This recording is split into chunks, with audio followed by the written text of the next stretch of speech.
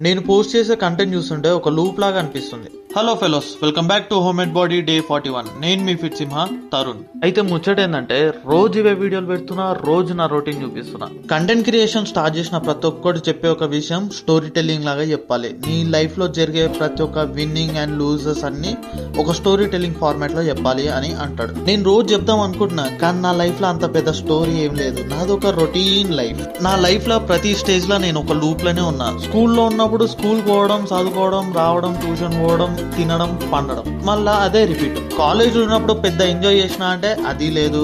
అప్పుడే లాక్డౌన్ పడ్డది, 2 ఏళ్ళు ఇంట్లోనే ఉన్నా, సినిమాలు చూసుకుంటా, పండుకొని టైం పాస్ చేసుకుంటూ ఉన్నా. ఏం నేర్చుకోలేదు.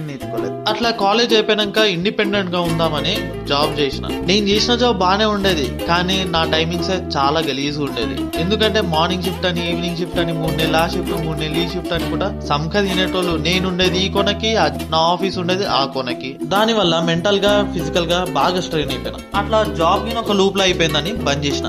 ఇంకా ఇంట్లో ఖాళీ కూర్చుంటున్నా కదా, ఎప్పటి నుంచో కంటెంట్ క్రియేషన్ చేయాలని ఉందని స్టార్ట్ చేసిన. 100 days ట్రాన్స్ఫర్మేషన్ అనుకుంటా స్టార్ట్ చేసిన, కానీ ఇదిగిన ఒక లూప్ లోనే అయిపోతుంది.